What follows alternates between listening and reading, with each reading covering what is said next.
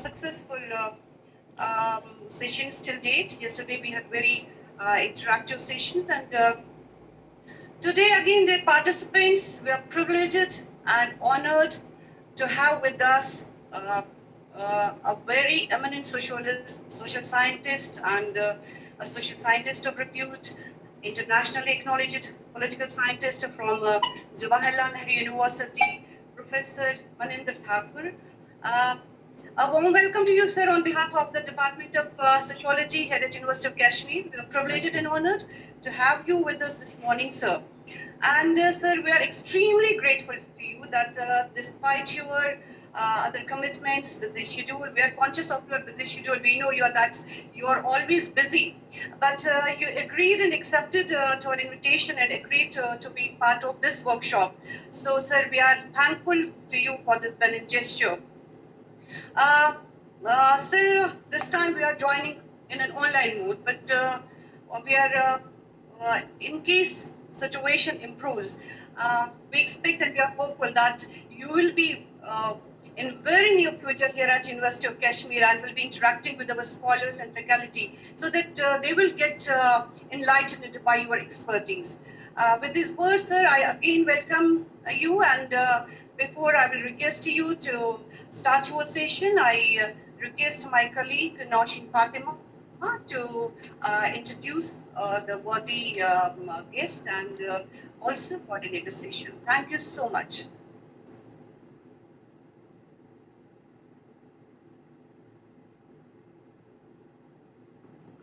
Thank you, ma'am. Good morning, everyone. Good morning, sir. Professor Maninder Thakur teaches at the Center for Political Studies, Jawaharlal Nehru University. His PhD thesis was on Marxism and religion. He coordinated a project on conflict and institutional change in India, which was a collaborative project between Developing Countries Research Center, DU, where he was a fellow of Innovative Research, and London School of Economics. He has been working on Hindu-Muslim relations in the Simanchal area of Bihar. He is one of the founder trustee of Foundation for Creative Social Research, which organizes creative theory colloquium every year in collaboration with the India International Center and the Raza Foundation. His recent articles are on the themes of a Muslim voting behavior in Simanchal. Is capitalism facing a philosophical crisis? He has edited volumes on wounded history, religion, conflict, psyche and social healing, and democracy on movements and movements. His forthcoming books are Gyan Ki Rajniti, Bharatiya Darshan or Samaj Adhyan, Indian Intellectual Traditions, Reflections and Recollections. He is an editor of a series titled as Themes in Creative Theory. He is coordinating a project on mapping knowledge and practice in India. We are glad to have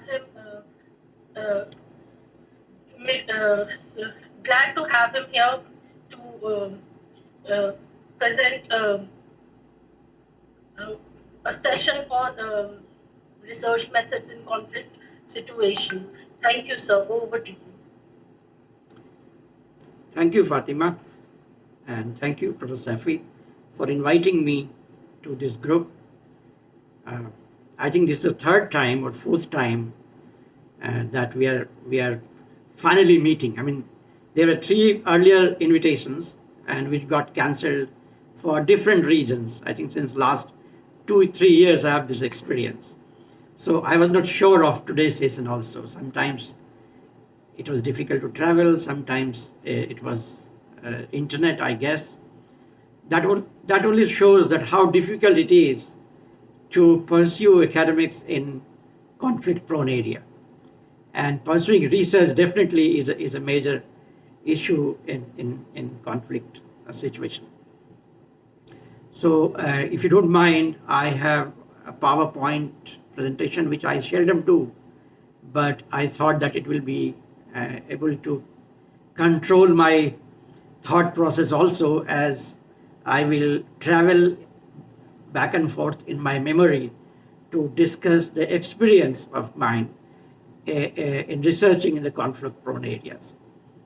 It was long back, 2003, we had this project, but I take it as a very serious project, as I was one of the designers of the method, and we had huge discussion on the method itself with representatives from different universities, including people from Kashmir University and people from Punjab University and Northeast and London School of Economics. And we organized a full workshop on a method. How do we develop a method to understand conflict reason?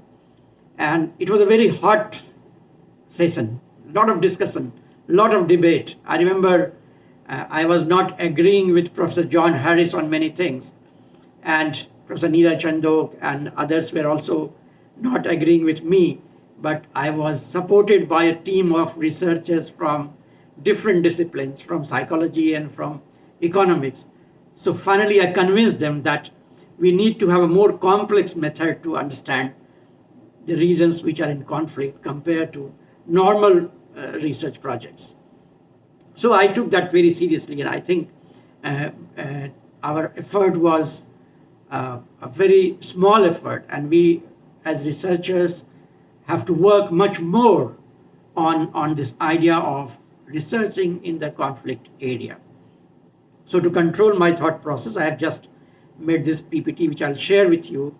And please remind me, Fatima, when you are getting bored, or when you think that I'm going into unnecessary details, or when my time is coming to an end, give me 5-7 minutes to summarize. Okay? So please tap on me. So let me share my screen with you.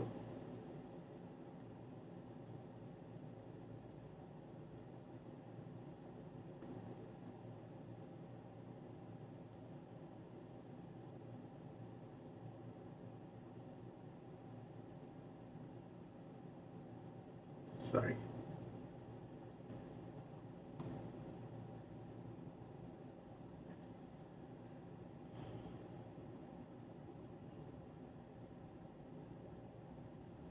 Is it visible to you?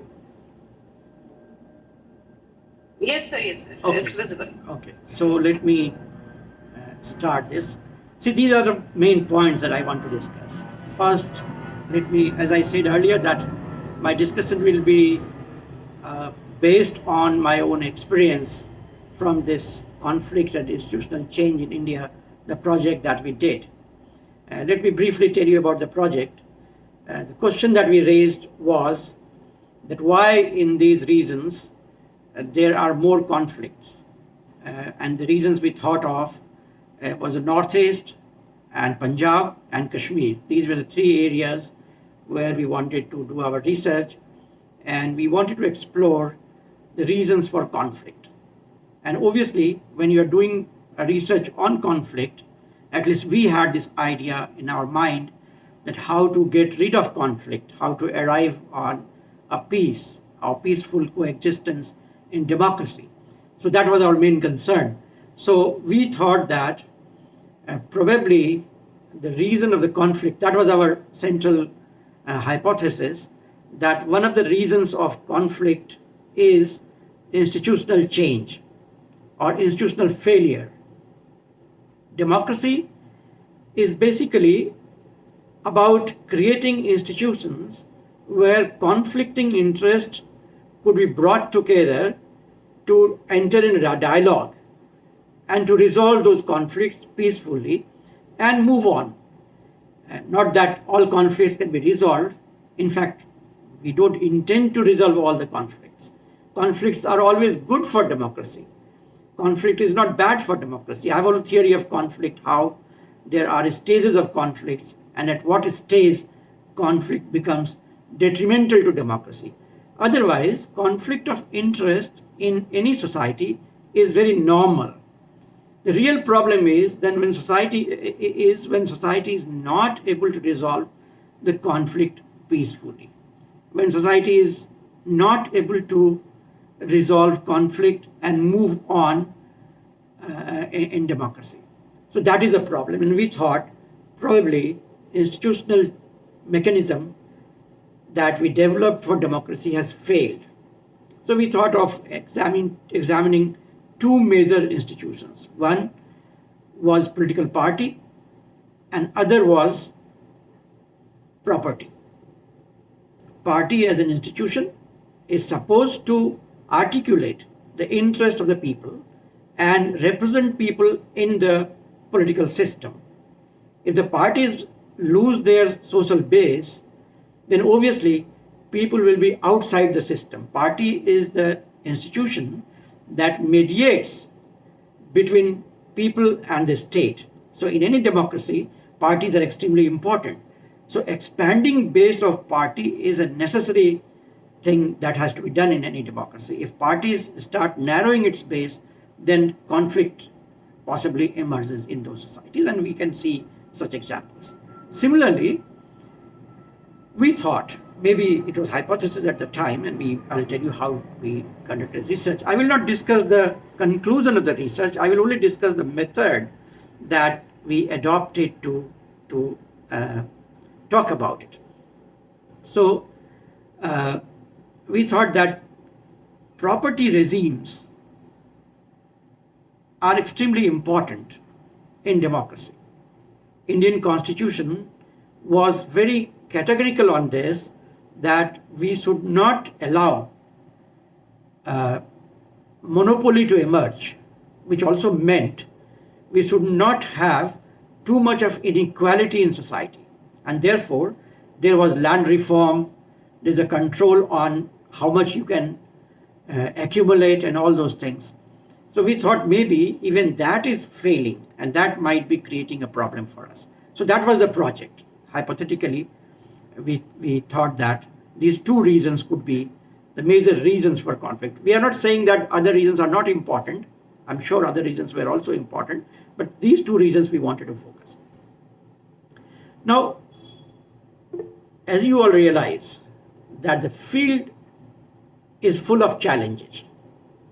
The field is so much full of challenges that the moment you enter in the conflict zones for research, people over there will start looking at you from a particular perspective. I'll give you an example. When we went to Punjab in a village and wanted to talk about the Punjab conflict, people thought that we were there on behalf of the government, and therefore they did not talk about it. Later on, we also realized that they thought that if they divulge information to us and tomorrow there's some action by police in the village, those people will be considered as informers to us and responsible for any police action. So it's a full of challenges. Nobody wants to speak. People have their own biases. People have their own opinions. They have suffered a lot. So the moment we went to Punjab village, the first lady we met, we wanted to talk about conflicts. She said, do not talk about that. Talk about anything else. Please do not talk about that. We asked for the reason, and she said, I do not want to get back to that memory. It was a terrible memory that we have, and nobody will talk about that in the village. So it was a major challenge to engage with people. Similarly, in conflict situations, people have their own narratives, different kinds of narratives. So it becomes very difficult to capture which narrative is genuine, which is false. There are stories also. In Punjab, I'll discuss about that, how we entered the field. You have multiple narratives, and some narratives are just made like that, not anything genuine, just for entertainment. Some were created by the state, some were created by the militants, some were created by people themselves. So it was really difficult to capture which narrative one would trust. Third thing is accessing the field. How do you access the field? As you saw, there are a lot of challenges. So you really have to have a set of ideas which are necessary for accessing the field. And I will discuss in detail things like what kind of team you need to have, what kind of language you need to, how do you handle the language issue, and the trust that you want to build up, and the ethics that you need to follow while conducting the research. And then I'll come to techniques of research and the resources for analysis, in which I will talk about different kind of resources. The positivist social science will not consider some of the resources as important.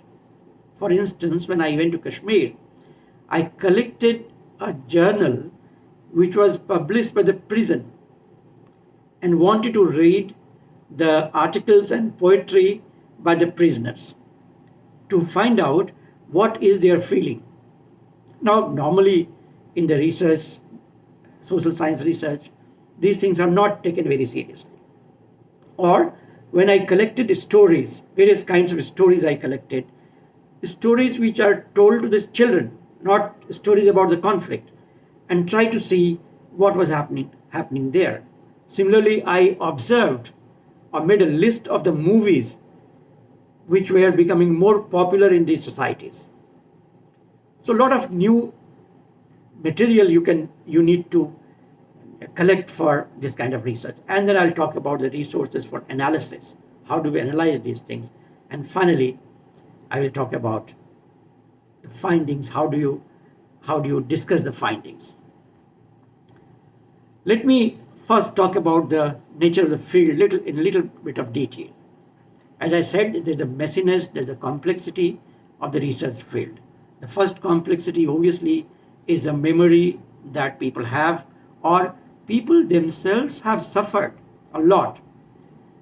It is not a normal situation where you go and ask somebody and he will talk about their own condition. It is something that takes them to the terrible memory, and also whatever they are saying that might impact their immediacy.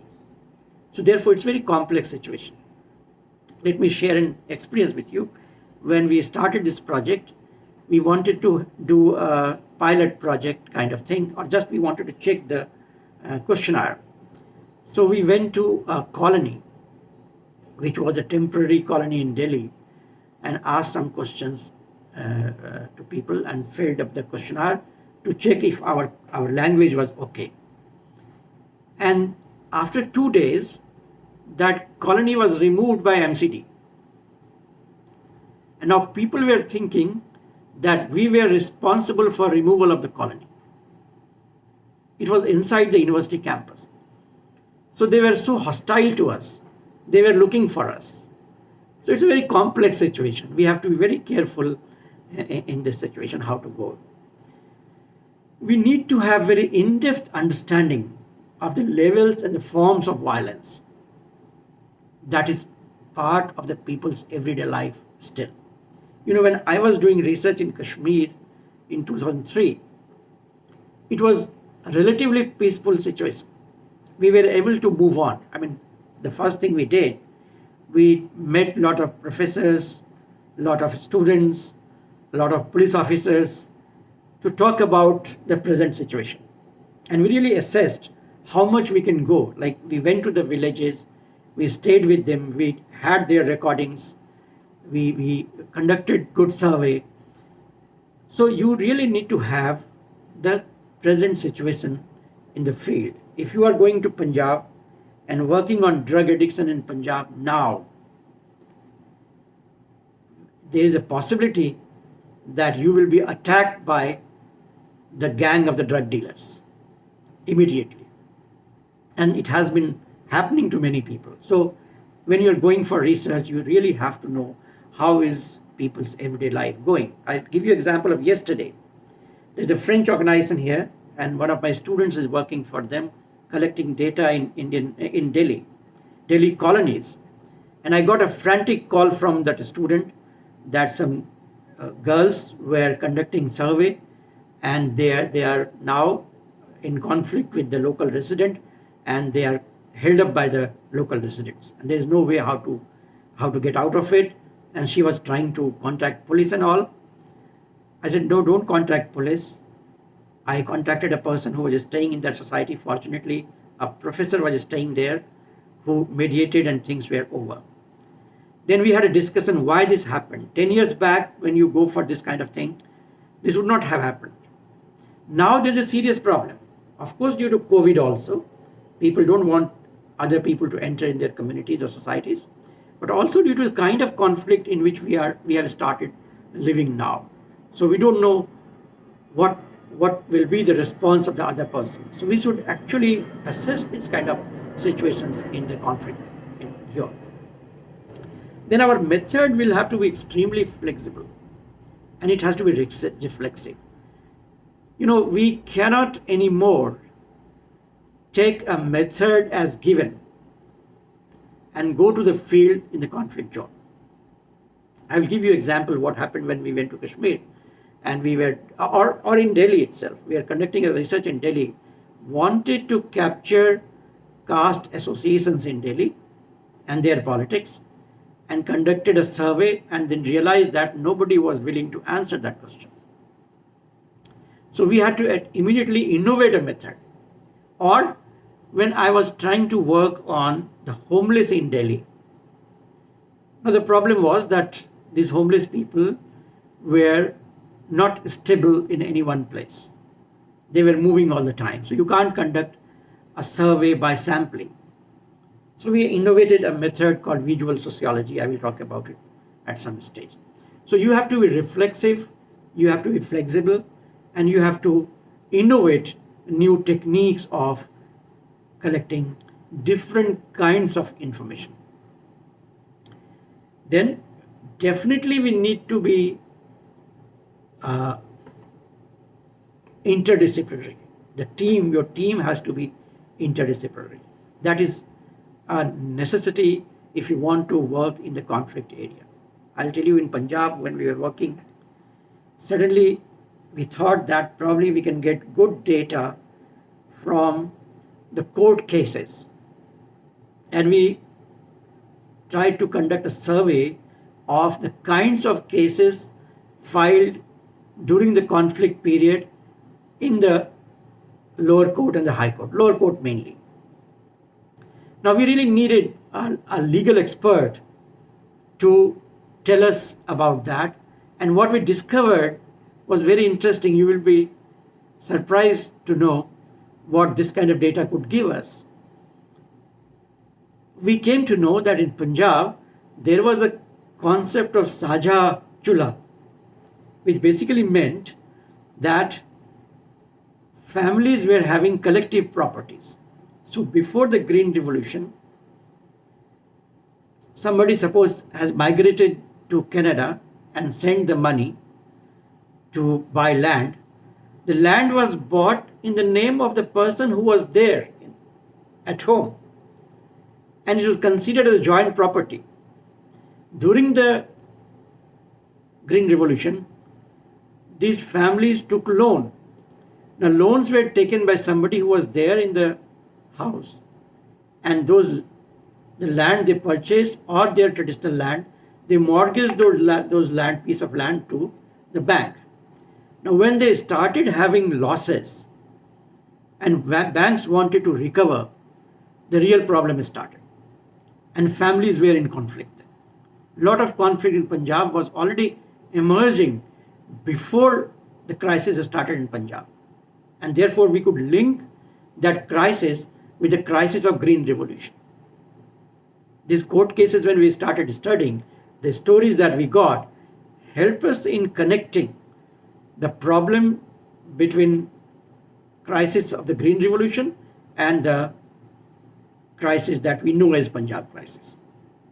So we really need to have interdisciplinary team. Like in Kashmir, I think one thing I did, I went to meet the psychiatrist, which was his institute was near the prison, and had a long discussion. I wanted to see some of the cases, the information that he gave was very interesting. He said that prior to conflict, the number of patients that he was getting has increased manyfold during the conflict. And what kind of cases were coming, I could not study that very well. I needed to really have an expert with me who could have explored that data and told us what kind of impact of the conflict was happening. So the point I want to make is that your team should be interdisciplinary. if you want to get into research in the field. Now, I know that any PhD scholar cannot have an interdisciplinary team, but of course, one can always consult the other experts on one's own subject. Then the last point is that, the dialogue between the practitioners and the researchers is very important in conflict zones. The academia has a problem. We go with our own theories and we want to conduct a research in the field, and in the normal situations probably you find a lot of similarity between what you go with as your theoretical model and the field. But in conflict situation, the things are so dynamic and so complex that most of the times your model that you take to the field would collapse.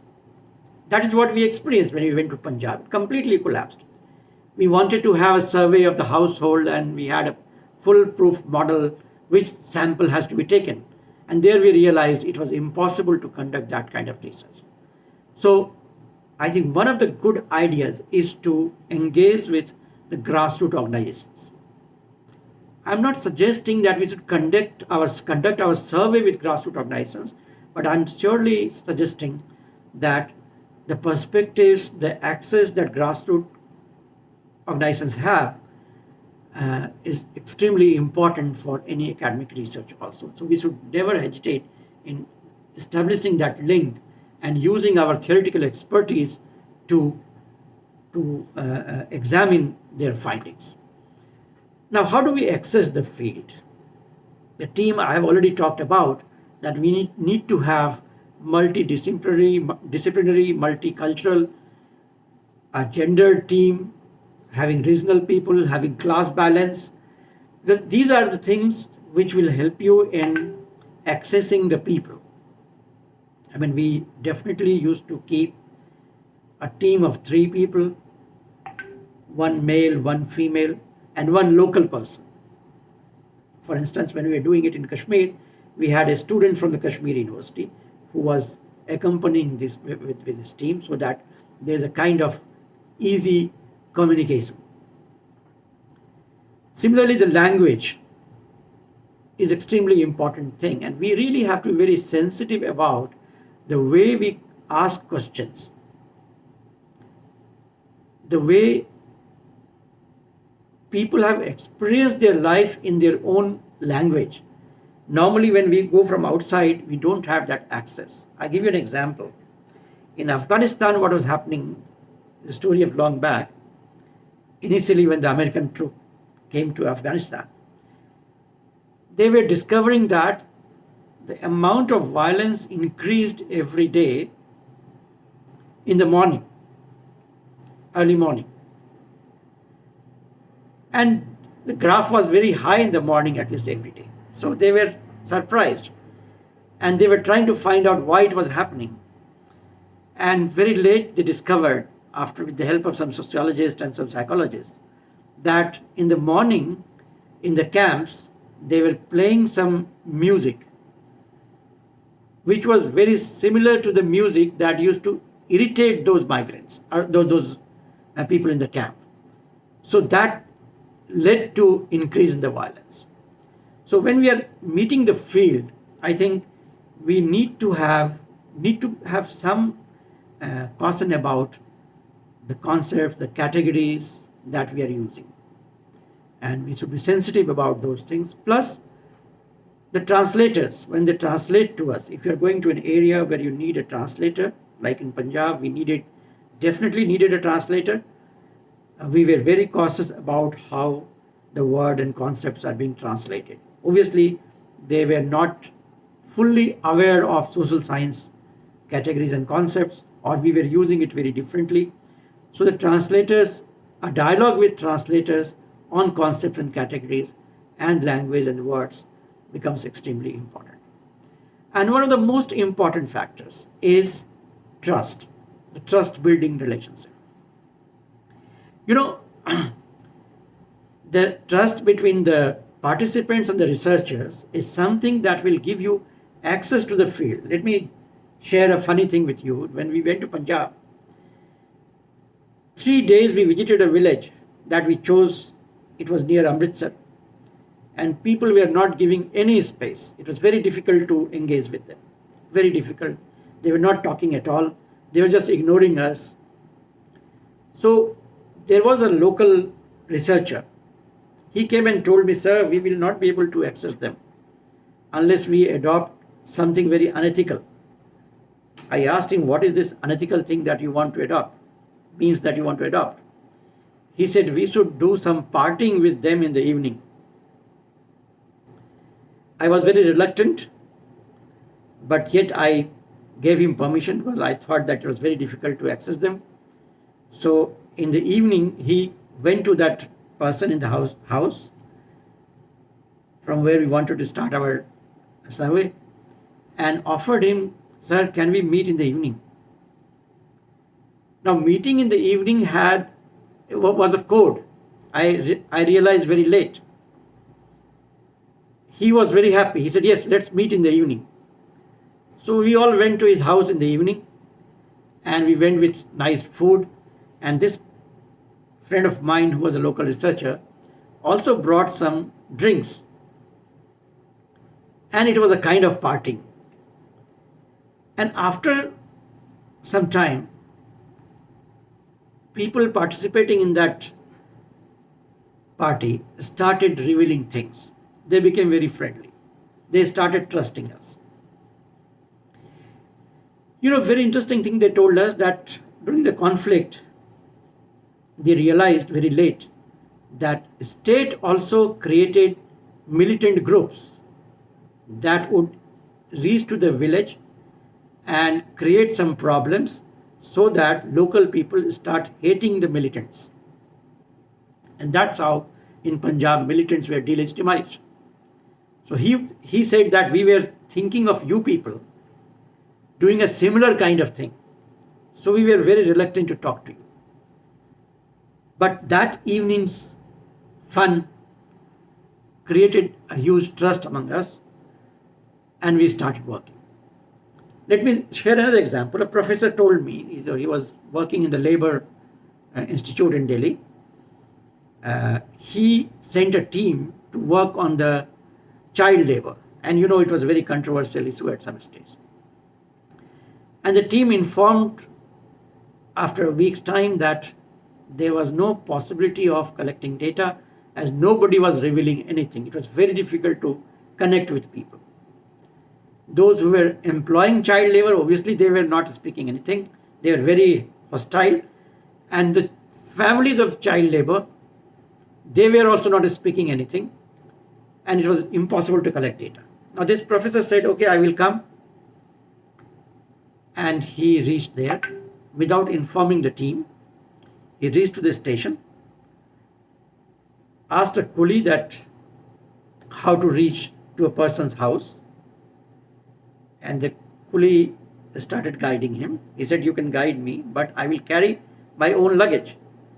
And he took his luggage on his head, the professor, and crossed the village and reached to a person's house where he wanted to stay, not connecting himself with the team that he sent. Now this created a kind of inquisitiveness in the village. Who is this man? Well dressed, being guided by a coolie to the place, paying to the coolie for guiding him, but carrying his luggage on his head. And that opened up the spaces, and he started talking to the people. After a week's discussion with common people, then he told them that I have already sent a team which is working here. And that's how he could collect data. So you need to really know how to develop trust between the researchers and the participants. There are many ways I'm sure you can discover. Then there's a question of insider and outsider. It's generally possible when you're an outsider, you are going there with a kind of theoretical model, you have more questions, and those who are insiders, they think they know better. But the problem with the insiders is they're generally partisan. They already have certain kind of idea, and they will insist on that idea. So insiders think that they have an idea of the conflict, and insiders also have certain interest involved in the process. So how do you manage that neutrality. I mean, those who are going from outside may have their own kind of biases. Those who are insider, they have their own kind of biases. So you really have to cross that boundary of insider outsider to develop a commonly agreed framework and certain kind of objectivity. I'm sure you are aware that objectivity is a farce thing in social science. Possibly a lot of people argue. I also argue that. But to be objective may not be possible, but keep trying to be objective is possible. So whenever you feel that you have a bias about something, you must mention that bias so that that becomes a factor in research itself, so that people can evaluate your research and can minus that point of the bias and can evaluate it more objectively. So that is another important thing. Now, there are two more things. One is the research design. How do you make the research design? Obviously, the social science will require that you have a particular kind of reason for selecting certain villages or things. But may not be possible. It may not be possible. The most important thing, of course, is the risk and the safety. When we went to Kashmir, we selected two villages. One major village was Tulmul village, where the Kheer Bhavani temple is there. And we were having local links who could take us there. And we were very cautious about, it's a team of around 20 people. They were moving to different houses. So they were extremely cautious about the safety. And therefore, Tulmul village was selected for one of the reasons. Of course, there was a big land holding there, one big land holding there, but also because we had a local person who could help us in connecting with the people and giving that kind of trust, generating a trust. I mean, when we reached Kashmir with Tulmul village, we were just standing outside, and you can understand large number of people who started gathering around us. They thought we were from Delhi and we were from the government. So only with the help of the local friends, we could convince them that we were from universities and we want to do research. And then the question comes in the conflict area, why are you researching? What is going to be its consequence? For whom are you working? Who is funding this research? And all kind of things, they start coming. So we really have to answer those questions. So these questions should be considered as part of the research design itself, so that it becomes more transparent. And the last thing is the ethics that you need to follow. Of course, all universities now have ethics committees, and there are boards, they review. But one most important thing is that when you are talking to somebody and taking note of that, there should be an informed concept. You must inform about your goal of the research very clearly and accurately, so that the person with whom you are talking should know about it and should give you the consent. You know, let me share my experience when I was working on the homeless people. There was a person, little educated but homeless, staying on the street in Delhi. And we focused our camera on him and wanted to talk to him. And he said, no, you can't. We asked him why. He said, simple reason that you will make film on us and you will earn money and our condition will not change. And you are an NGO, you will collect money from somewhere on behalf of us. So let me know everything. What is your project? From where are you getting money? How much money is there for us? And all those things. So we had a long discussion with him. And we realized that taking consent is extremely important. It's unethical if you're taking somebody's photograph and making it public without informing the person. In fact, now research groups take written consents and very clearly mention that this video I am making will be part of the public document in the public domain. So these ethical concerns are extremely important. Similarly, once we were researching on this homeless person who started crying, he started weeping and he broke out. And the first thing we did was switch off the camera. We said, no, we don't want to record that without his permission. It was such an emotional moment for both of us, for the person and for us. So this could happen anywhere. In fact, in Punjab, there was a lady whom we were trying to interview and trying to record her interview, and she lost a couple of her sons in the conflict. And it was such an emotional moment for both of us that we stopped any kind of recording and had a kind of very empathetic discussion, very intense emotional exchange. So these are the ethics that we must keep in mind when we are working in the conflict areas. Now let me come to the survey, the techniques of research, which I think is one of the important points. And this was a debate whether we should do a survey or not in the conflict area. Is survey, I mean, in any case, I think survey is not a great idea, and or it is not as great as it has been emphasized in social sciences. I always critique the CSDS survey on elections. During the elections, people even don't know themselves whom they would vote for. And you are asking them, whom have you voted? Or whom will you vote?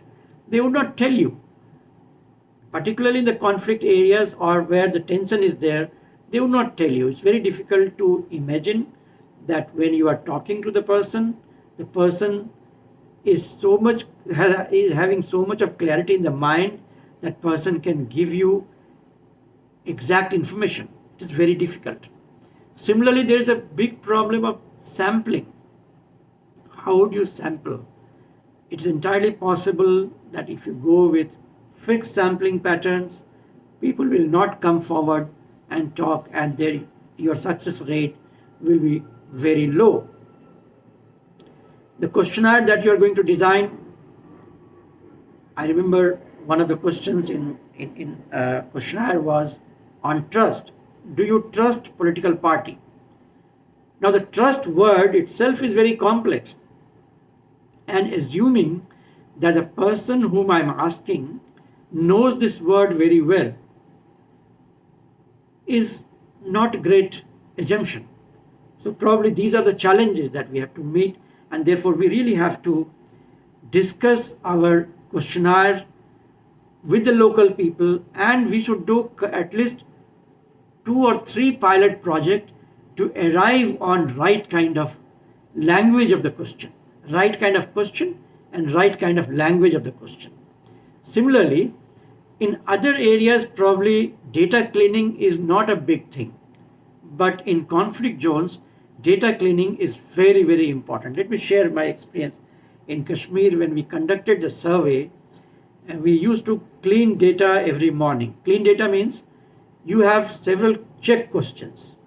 Like if somebody is answering in one way, in one question, his answer, her answer in the other question should follow a pattern. There should be similarity between answer or dissimilarity, whatever way you have put the check question. You have to really see whether the answer is coming in a desired pattern or not. We had a question about expenditure, and we had a question about income. And this was our check question to see how much we can rely on the data. And while cleaning the data, we realized that there was a huge gap between the expenditure and the income that everybody was giving. Almost 90% of questionnaires were having huge gap between the income and the expenditure. Now we said there is something wrong with this. Either they are not opening up or we are not asking right question, and we must go back to the field and find out the reason for this. So we did not go with the questionnaire. We just went to spend some time, started discussing with the respondents, had some cup of tea with them. Then we realized that they were answering rightly. There is a role of black money in society which we were not able to understand. Later on, we developed certain more questions to find out what could be the reason behind this, and we included that in the questionnaire. So the point I want to bring home is that data cleaning is an important exercise in work if you want to conduct a survey in the conflict prone area. And also, we must realize that data can give us an entry in something. Data cannot give us the truth. I think through data, we can enter into the problem, and then we can design our own other kind of methods to collect information. But you can't believe that, you can't trust the data for the exact answer that you're looking for. Then we can, in the conflict areas, a better way of handling things is collecting narratives. Narratives, of course, there are multiple narratives, there are many kinds of ideas, but those stories, those narratives have lot of sound basis through which you can access the truth. I will give you an example, and you must read this book sometime. And there is a lady called Svetlana Alexievich. She got Nobel Prize in Literature in Soviet. She's a Soviet writer, and she is a journalist basically. What she did, she collected the narratives of people when Soviet Union was changing. So in this book, you will find 3-4 pages narratives collected. She has not analyzed that, but I was analyzing that for understanding what was happening when Soviet Union was changing into Russia, how people were conceptualizing this change. And it's a wonderful document which can be analyzed by anybody for social science purpose. So collecting narratives is extremely important, and there are certain documented narratives also. You know, the stories that people tell, the jokes. Social scientists in conflict areas must collect jokes. I mean, I can tell you more than 50 jokes about Soviet Union, since I was observing that collapse very closely. It was a collapse of a dream also for many of us. So the jokes will tell you a lot of interesting idea about what was happening in society. So all kinds of narratives can be collected and should be analyzed. Then there is a method of deep interviews. I think that is very, very important. Ashish Nandy has been using this method of deep interviews, and in the context of partisan violence. And he's suggesting that it takes time to enter into people's heart to tell us the truth. And it is a very time-taking thing, but you will actually understand that our consciousness, I think, is multi-layered. So you can enter in my very external layer of the consciousness if you just want to ask me some of the questions. You can enter in a deeper layer of my consciousness if you are asking me to narrate something. You know, earlier people used to give some photograph and would ask you to narrate a story about the photograph. So once you are writing a story about the photograph, you are actually accessing your deeper layer of consciousness. So that comes out. But much more deeper layer you can access if you develop an intimate relationship, start talking about deeper things and give time to the person, and the person develops confidence in you. Nandi was suggesting that how a family which killed 8 persons, and Nandi wanted to know what did he feel about that, or what is he feeling now about that. So obviously, initially he did not accept killing people. Then he accepted that I killed. Then he said why he killed. Then gradually, after months and months, he started talking about his feelings and the heart, the emotions, and what he felt, why he killed. So I think conflict areas, these deep interviews are extremely important to capture the thought process. Thought process is not a monolithic whole. Thought process itself is a very dynamic thing. You know, consciousness is not a very rigid thing. It is always fluctuating. A person who is very fundamentalist today may change into extremely radical tomorrow, or vice versa. So this is a very dynamic thing. So deep interview will give you the idea of the process that is taking place, what's happening, how people are thinking about it. Similarly, the focus group discussion. This is the most commonly used method. We organized several focus group discussions in Kashmir and Punjab, invited professors, invited common people, invited villagers, had a cup of tea and discussion. What really we have to develop in this process, a technique of doing the focus group, I think that is where I have learned something from Indian intellectual tradition. There is a concept of a Purv Paksh and Uttar Paksh, means there's a concept of two positions.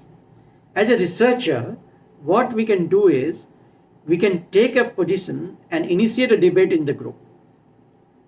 And after some time, we can change our position and then involve people in debate. You will find that a lot of people will be very cautious about telling the truth, but they will have to tell the truth once you change your own position. I think this game of changing your position and trying to provoking people to speak out their mind is something that we have to learn in this situation. And then observation. I think observations are extremely important in conflict zones.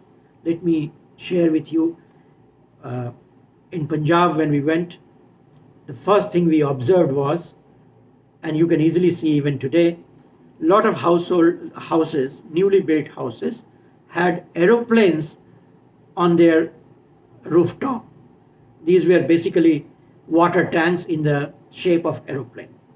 So we were very surprised. What is this? Why are they making aeroplanes? And it is not one or two houses. You will find number of houses in every city or every village having aeroplanes as water tanks.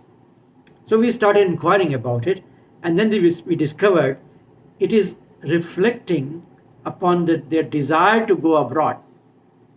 A large number of them either have left, whoever is capable, or large number of them are desiring to leave and they want to go to Canada or US or somewhere.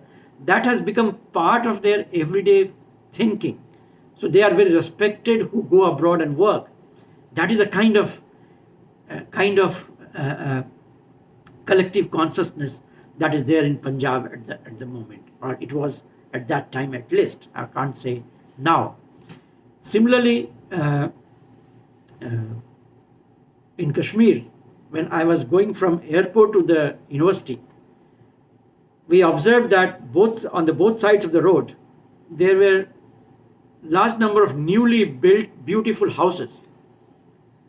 Now, the question came to my mind was how in a conflict area, such beautiful houses could emerge, could be built. When normally you will experience a kind of situation where you don't want to invest your money. So then I discussed with professors, then went to see those areas again and had certain kind of idea, who are these people, from where the money is coming, why are they making houses in this area. So you can have a kind of observation which will help you in getting into the situation. Similarly, what I observed was a large number of Hindi films, or number of Hindi films becoming, those were becoming popular, were about love affairs. So was it due to the scarcity, the paucity of that opportunity to have that kind of emotional exchange that made people to fill up the gap by watching such films? I'm not sure at the moment, but of course you can observe these kind of things. Such observations could give you certain idea about the field. And then one of the things that is emerging now is social media. And I'm not sure at the moment how shall we work on social media, but I can tell you definitely that a lot of people are using social media to find out the data on the conflict or on the conflict reasons. For instance, there was an experiment in African country where one of the African countries, I think Uganda or somewhere, where the social media data was analyzed to see potentially emerging conflict areas, and preemptive actions were taken. which means since all of us are expressing our viewpoints on social media in a big way, it is possible to collect that data and analyze that, which you know that is being done by people like Cambridge Analytica or so many other organizations. But at a small level, the researchers can also do that. I mean, like, for instance, I wanted to collect data about an area. I created a group, a page on Facebook, and invited people to respond. And I got so many responses, and I categorized them, started analyzing them. That became a wonderful resource for our understanding. So YouTube videos, WhatsApp discussions, Facebook discussions, and reportings. Reportings not by major newspapers, but by the community reporters. These are emerging resources for our research. Of course, there's a chaos there, and we don't know what to rely on, what not to rely on, but we have to really find out methods of categorizing them and using them as information for our research. What are the tools that we can use? Of course, the data analysis tools are very popular. You can use SPSS, you can use Stata, you can use normal Excel data analytical tools. The content analysis tools are extremely important now. I think more than data analysis, in the conflict zones, the content analysis and the discourse analysis are extremely important. We need to know how do we analyze the contents. And in analyzing the contents, we need to have full understanding of the politics of the region. Because the sentences, the statements, the paragraphs, the books, the pamphlets that we are reading are very cautiously produced by both sides. So we really need to develop certain techniques after discussing with the experts. Like in some areas you will find people will not talk very directly. People will talk very indirectly in symbols. So what are those symbols?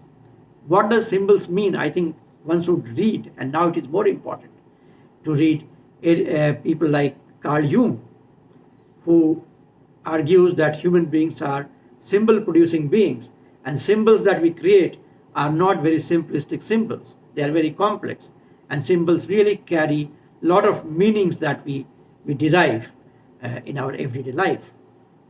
Similarly, the analysis of the discourse is not only reading the paragraph, rather through the paragraph reaching on the argument, and through the argument reaching to the consciousness.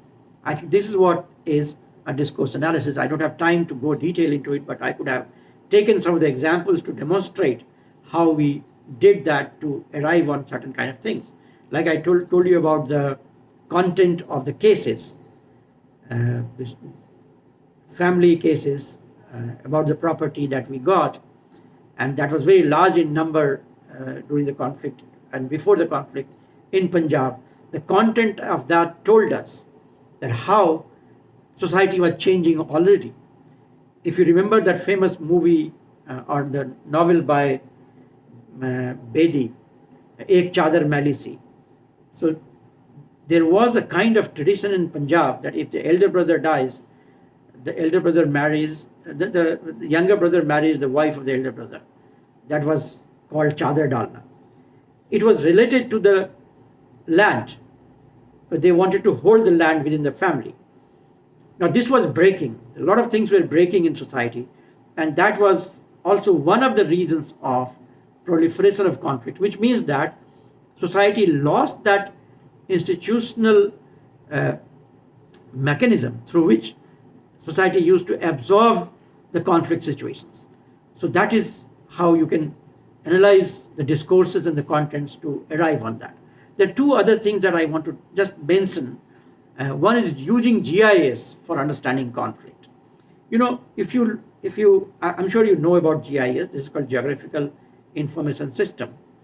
If you put the data on the GIS map, say, take the crime report data. Now we wanted to sample areas based on, say, high crime and low crime, or high conflict and low conflict. How did we do that? We look at the crime report data, discuss with the people that in what kind of situation, what kind of acts are imposed. And through that, we picked up certain data about certain kind of crimes, which were not actually crimes, which were indicating the conflict situations. And then accumulated the data and put the data on the map. So the map will tell you the the conflict prone areas. And then you can relate a lot of other data with that. For instance, you can relate the economic data with the conflict data.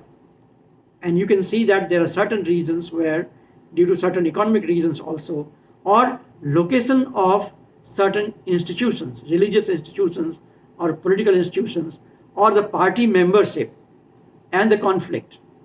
So a lot of things can become very clear if you try to use GIS mapping system. And the last one is a visual research.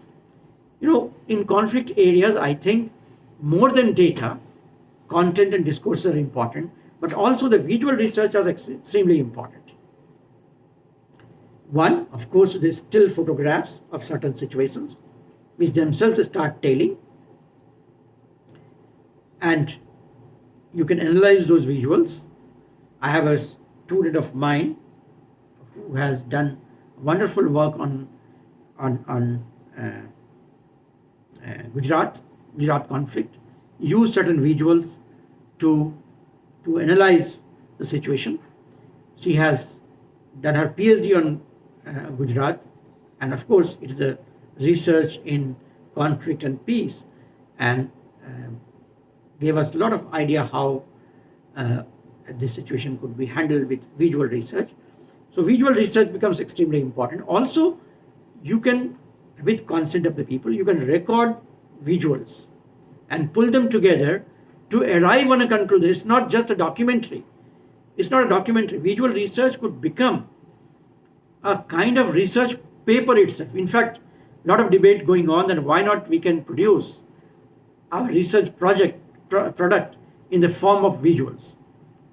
I mean, when we made this film on homeless, we were trying to find out the linkage between labor process and homelessness. And there was no other way out to establish those linkages except through this kind of visual that we created, which interviewed one person in the beginning and then showed how he traveled to homelessness. He came as a migrant labor and traveled to homelessness. So visual research can allow you to capture certain processes.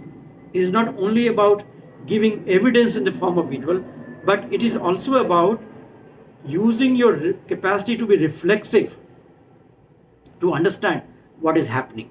There could be two kinds of visual. One, when you have a conclusion, you want to disseminate your conclusion through visuals. I'm not talking about that. I'm talking about using visuals for arriving on the conclusion itself. I think this could be a wonderful method, and with the new technology that is available, this should be more popular and acceptable method gradually. I'm sure universities will one day accept this as there is a hegemony of the written word, and I think that hegemony of the written word will break one day, and we'll start using these new methods of documentation and new methods of research quickly. Thank you very much. I will stop here. Let me just mention one more thing. One of my students is working on Kashmir feminist movements, and she was talking about these two organizations, Dukhtaran-e-Millat and Muslim Khawateen Markaz, and the kind of problems he was facing in collecting data. That's what I was mentioning. So I have a couple of students working on Kashmir now.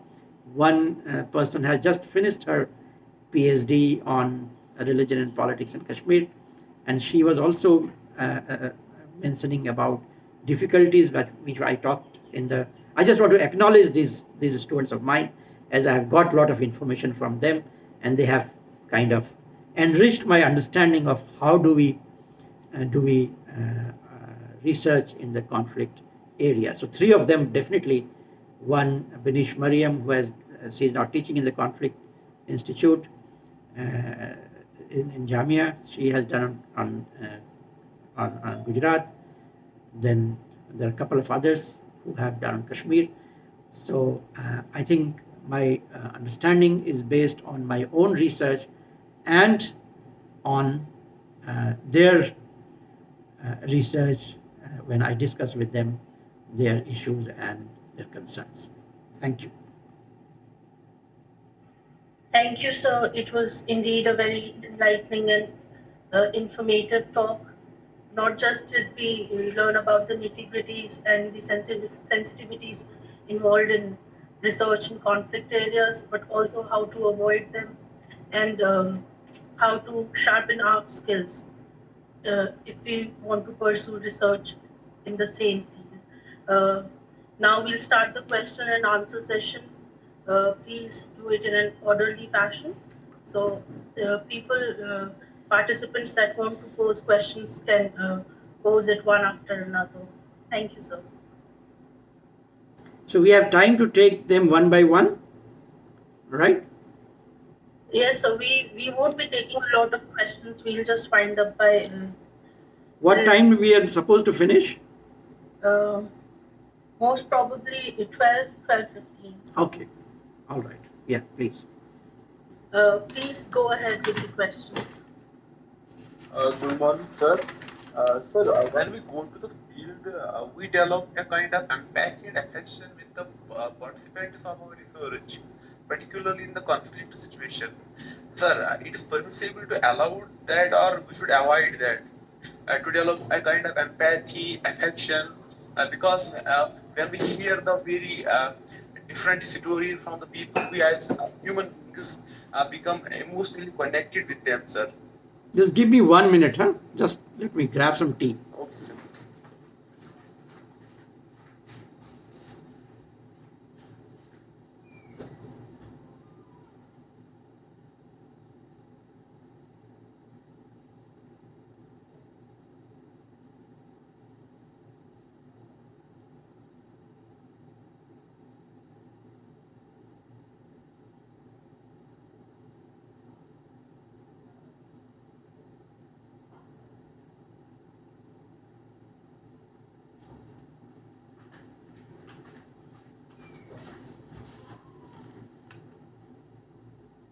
Yes, Zaid. So your question is about when we are in the field, there's a possibility of developing empathy and sympathy with people.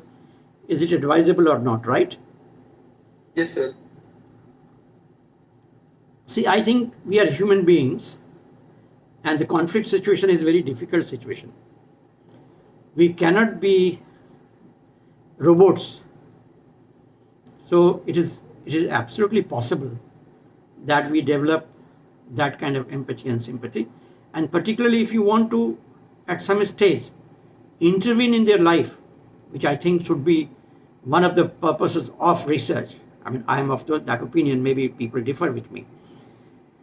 We must develop, we must be conscious of it. But simultaneously, we should also be conscious of truth. That when we are making an argument, when we are making a kind of finding, there we should be very critical to ourselves. And whatever we argue, we should examine our arguments against that also. Ourselves, we can engage in that kind of dialectics of one argument A and argument B. So we need to learn to be sympathetic or empathetic with the people. At the same time, in our finding of the truth, we should try to become objective. I'm not saying we can become objective. I think we can try to become objective. See, for instance, people like Medha Patkar, she was a researcher, went to do her PhD in Narmada Valley. but then she left the research and joined there. It's entirely possible. A lot of people do that. A lot of people get mobilized. I had a student who was working on a religious movement. She went there and came back running and said, "Sir, I just left my work in between. I felt like joining them. So I thought there is something wrong happening with me." So I think it is very legitimate to get influenced, to understand their problems, to feel their problems, that may influence our argument, that may influence our research, but we should be cautious when we are making an argument, when we are presenting the research finding.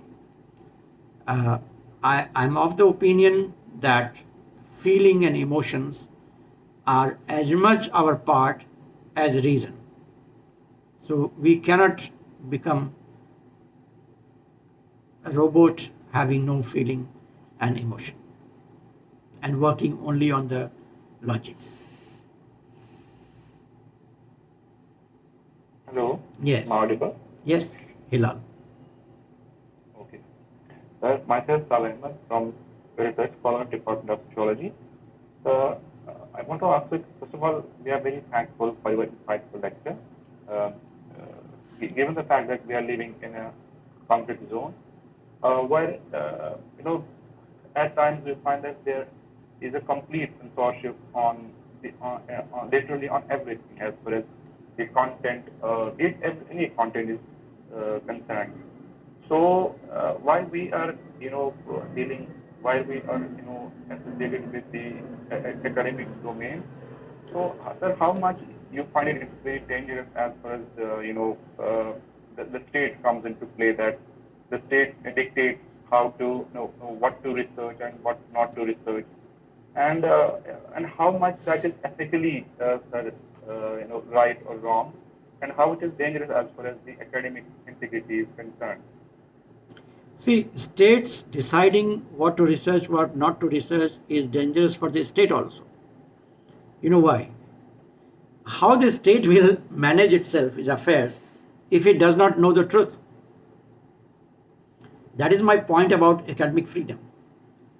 When the controversy was going on in JNU and they were saying that there's an anti-national activity going on, my argument was that treat JNU as a place where we are involved in researching the truth from all perspectives. And the state should be happy that there is a kind of place where truth is being discussed. Now, after knowing the truth, what kind of policy you are making and what kind of position we are taking can differ. But if state does not know the truth, the state will be in danger. There will be a problem for the state. So, of course, it is unethical from the point of view of researcher. Because what is research? We have a question in our mind and we want to know the answer. And therefore, we are spending time to know that. Now, my question cannot be decided by the state. My questions are my questions and that has to be answered. The state can only tell us that when you are answering your question, you should not do propaganda. You should follow certain norms of research where your objectivity is ensured. Not that you can always be 100% objective, but at least if you are critique on certain point, you should be able to answer that point. You should be able to rethink about your finding. That kind of scientific, not in a very rigid sense, scientific parameter could be established for research. But guiding the research by the state is dangerous for the researcher, for society, and for the state, all of them. So academic freedom in research is a minimal condition for a free society.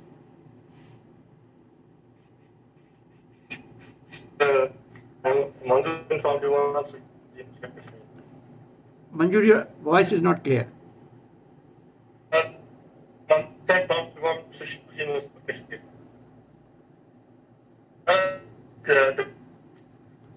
Manjur, you are not audible, so can you write your question in the box? Mrs. Box.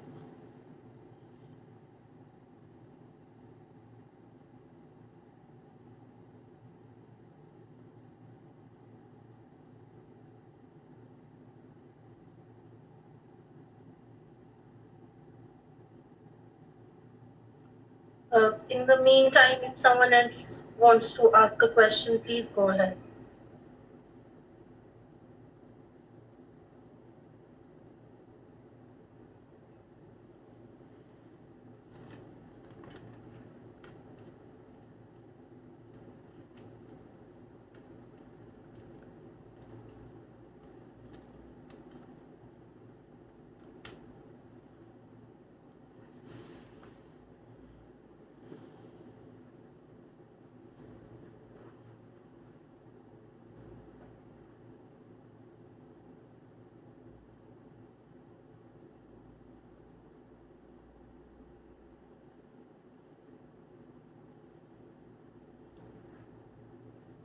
So I'm waiting for Manju's question, but if anybody else wants to ask something, we are open. So how do we proceed so that we avoid trauma, distress, or any triggers when we are dealing with people in a conflict setting?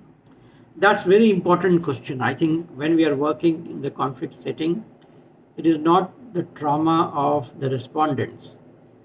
It is entirely possible that we also get into trauma. The researchers may have a similar kind of problem if the researcher belongs to that conflict area. It's a possible. It's always dangerous to get into the bad memories, or even if it is not only memory, the present situation also. Any conflict area throws this challenge. The only way to get rid of that, I think, is talking. Like psychoanalysis is a talking cure. Once you have a team with whom you can talk about it, you have a team of experts from different disciplines with whom you can discuss your trauma or the things that you are facing. I think that will help you in getting rid of that situation. When we went to Punjab and we came back from there, I think it was a major crisis for all of us. What we saw was very dangerous, and now it is becoming very known that a good number of young people were standing in the beginning of villages. In almost all villages we visited, we found children from 15 to 18, 20 age. They were standing somewhere in corner and consuming drugs that we discovered.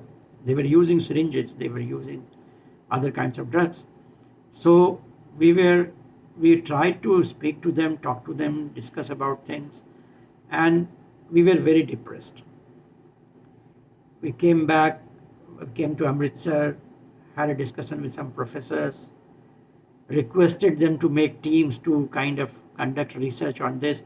Now it is well known that how it was happening. 2003 I think it was starting. If not starting, at least it has just started. So that was a traumatic experience and also talking to a lady who lost her 2 children was a very traumatic experience for us.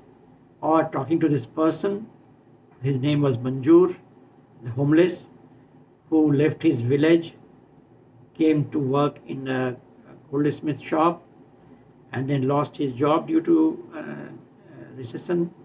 Then he started working for a thelawala, and the thelawala stopped giving him money, and then he finally became full destitute, staying on the road and having no food to eat. So when he broke down, suggesting that how he helped his own siblings, but they were not coming out to help him, we all got so emotional. That night, I remember when our team came back, we could not take our food. We had so much of trauma and tension. So only way, I think, this is a necessary hazard. that we have when we work in the conflict areas. And the only way is probably you talk it out, discuss it, have a kind of catharsis of it when you write about it. I remember meeting this psychiatrist in Kashmir when he started narrating the stories of trauma that young women were facing due to violence. I still feel like crying when I remember that situation. It was terrible. So this is a necessary thing that will happen to you. This is necessary evil. So you really have to work on it by discussing things with the team or writing about it, I guess.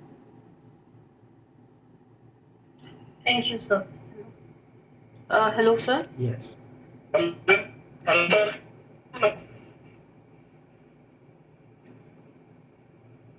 I audible now? No, Manju, there is a problem with your audio. Sound is breaking.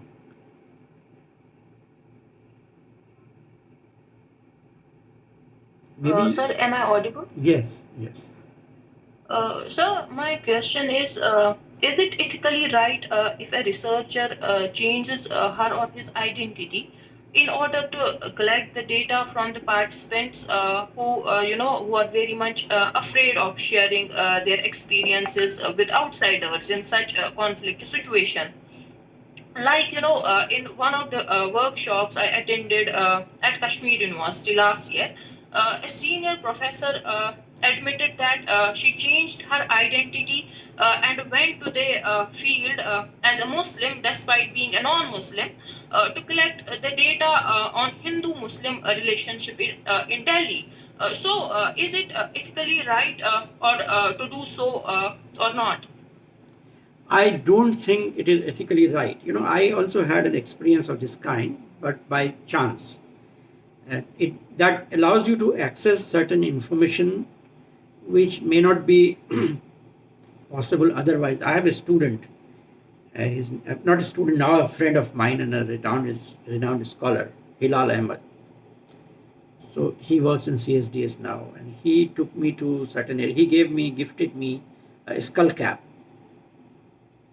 and he took me to certain areas in Delhi with skull cap. And I generally wear pajama and kurta with skull cap and dadi. I didn't realize that I was mistaken as a Muslim. And then he took me to certain areas to see what was happening. I think as a researcher, it may not be a great idea. It is better to develop trust. It is better to take some local people around who can help you in developing the trust, and then discuss things very transparently. But this is also a question of privacy. This is also a question of individual space. Maybe I'm not interested in talking about something. So I would, as a researcher, consider it more ethical if I open up my identities very clearly. I am not doing spying. I am not a spy. I am a researcher. So spies can do that. We should not indulge in this as a researcher. I mean, we can always say in our research writings that, well, this far I could get. Maybe there are deeper layers which I am not able to decipher. But I'm not a spy who would like to go in disguise. That would be my immediate response to it. So unless you think, Thank you, sir. unless you think that this kind of research is going to help humanity in a big way, and therefore it is necessary. If the purpose is larger than what is generally we are indulged in, then probably I don't mind also. But if the purpose is simple research, then I would think twice before doing that. Does that satisfy you, Hamid? Does that make sense to you? Yes, sir. Thank you so much.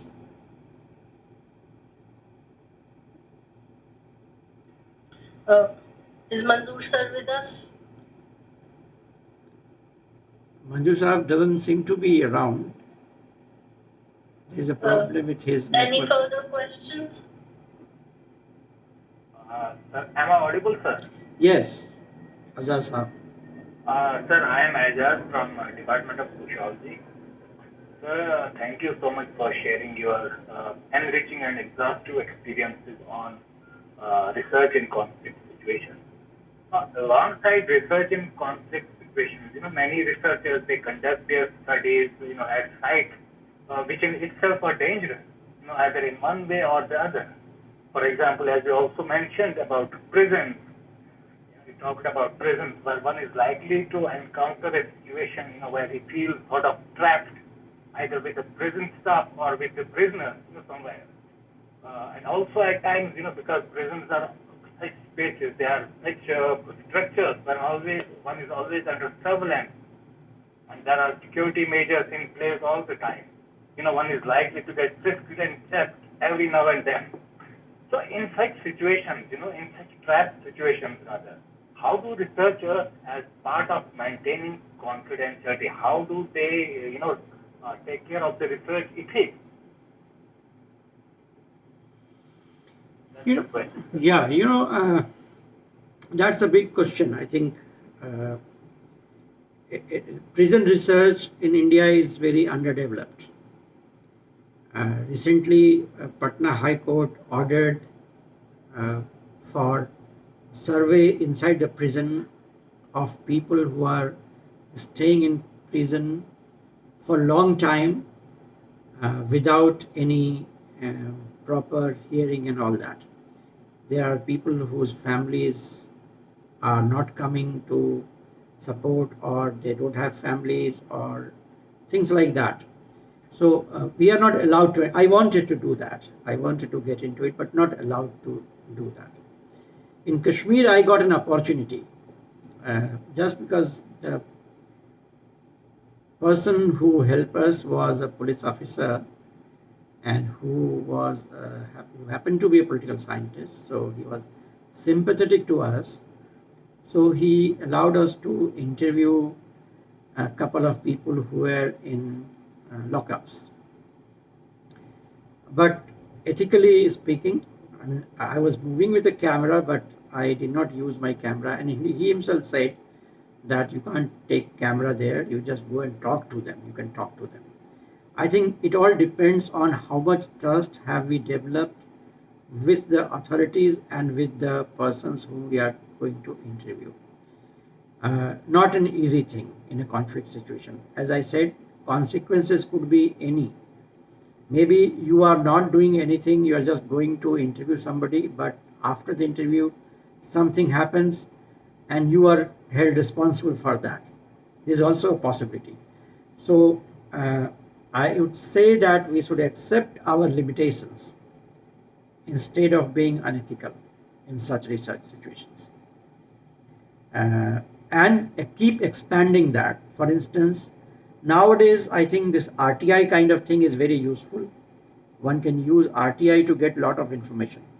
I suggested some of my students to use RTI to get information, and the information they could get, and that was very useful for research. So such kind of new tools could also be used for collecting information in these situations. For instance, the prison research, I think, is entirely possible if somebody puts up an RTI. This High Court judgment was in response to an RTI.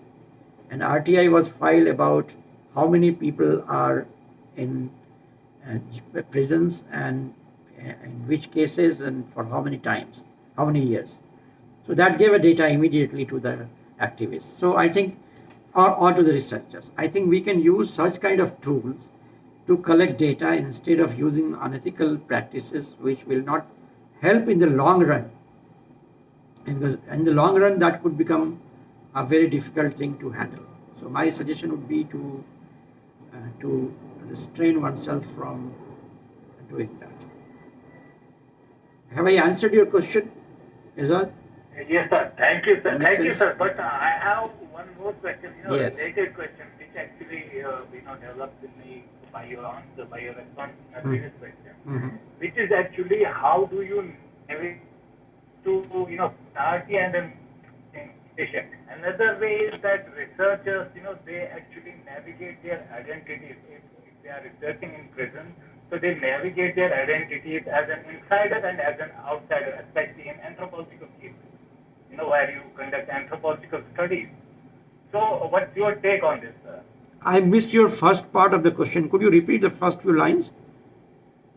Sir, yes, sir. Sir, since you mentioned that one way to collect this data from prison, from places like prison, is to file an RTI. There are several judgments which you mentioned also, based on the reports that have come out from the RTI. Yeah. So my question is basically, another way to collect data is to navigate the identities, from being an outside to being an insider when you are inside the prison. So I was, just wondering what's your take on it. How do you navigate the identity? How can you become inside the prison? You think that Yes, sir. you join the Especially prison? in the anthropological study. I'm not comprehending this properly, I guess. How, as a researcher, I can become insider in the prison unless I'm allowed by the authorities to, or unless I'm arrested for some reasons and go and stay there. And that there are examples of that kind. There is a police officer who was doing research on pickpocket. So he became a pickpocket for 2 years. Started staying with them, practicing pickpocketing. Then finally, after 2 years, he wrote a book on that, or he completed research. That kind of anthropological research is possible if you're outside. But inside the prison, it's very difficult unless you join the prison, you become part of that. There is a very interesting study, famous prison study by a psychologist. It's called, I forget the name, it's very famous, Lucifer effect. It's called Lucifer effect, where some students were put in the prison to see what is the impact of the prison on a person. But this kind of conflict situation, where the conflict is going on, it is very dangerous, because you never know whether you will be able to come out from that or not, that process or not.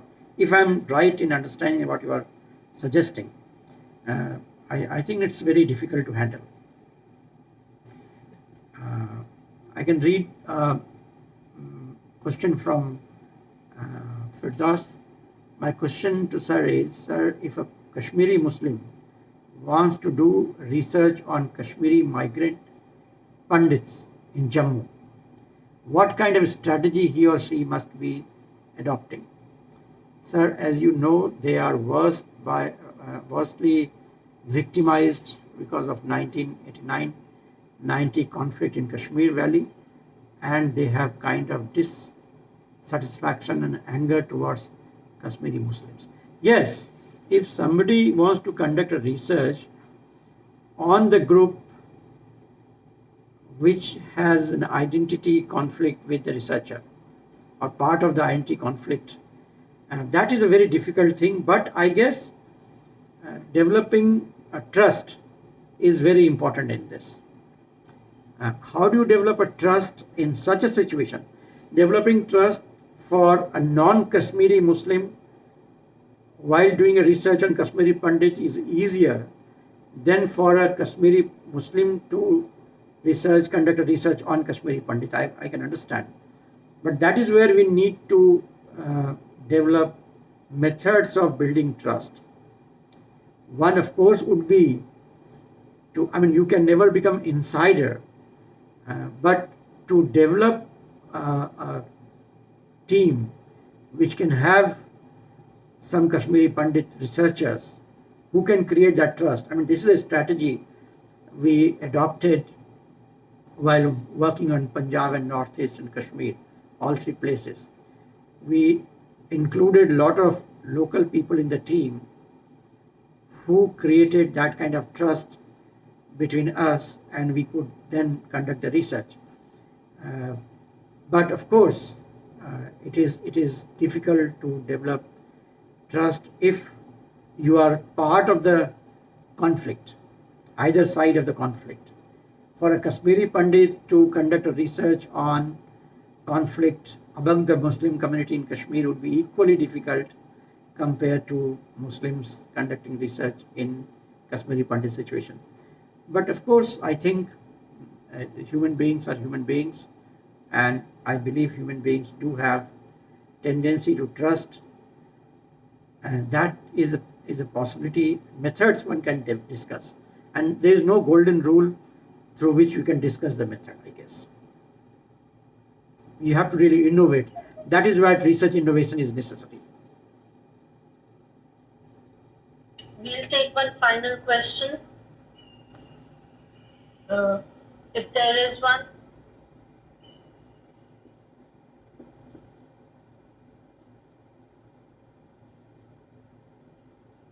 I have a student who is now working on Hello? women and education in Kashmir, and he's a Kashmiri Muslim, and he keeps telling me about the crisis he faces in conducting that research, being an insider even. Sorry, anybody has a question? Yes, I'm Yes, Sophia. speaking about since specialization since my PhD was done, and I see that during conflict with the biggest risk is that social like through the disability specificity there. So I will go to Your voice is breaking, Sophia. Sorry, your voice is. If if other people are hearing it, one can repeat it to me. during conflict situation, we need I will be the conflict is to catch the conflict situation. So another category. So all after really accountability. So when we go to field and we carry out your research, to personal problems, personal doubts, and we would carry this. What becomes the question? The most effective now from last year, 2020 situation. Your voice is breaking, Sophia. I could not get the question. Your voice is breaking. Has anybody else got the question? One can repeat Sophia's question to me. If the network is. Fatima, could you repeat Sophia's question to me? So her voice was breaking, so I couldn't get it. Right. Sorry, Sophia, it's not clear. What I could get probably is that you are talking about the personal and the public. I don't think I could get it. Ma'am, if you could type it out in the chat box if your connection is bad.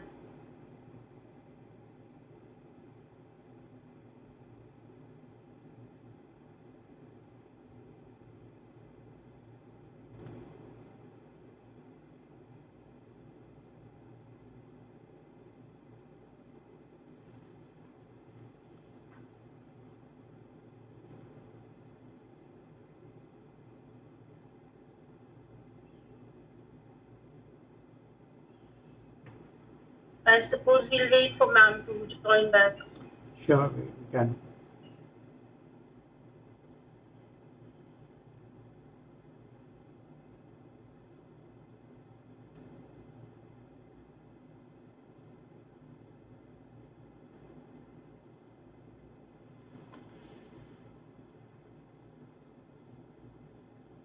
So most of people in the group, they are working in the colleges or they're also research scholars?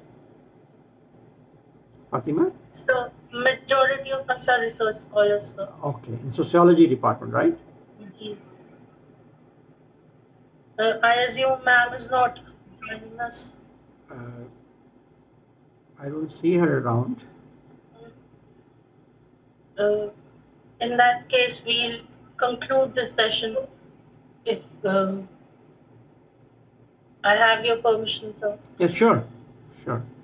Thank you very much. I thank you on behalf of the department, on behalf of our HOD, Professor Anisa Shafi, the research scholars present, all the participants.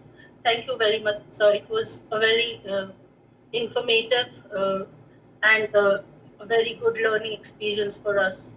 Thank you. Thank you very much. Thank you. Hope to see you soon. Yes, sir. All right. Thank you. We'll end this meeting now. Thank you.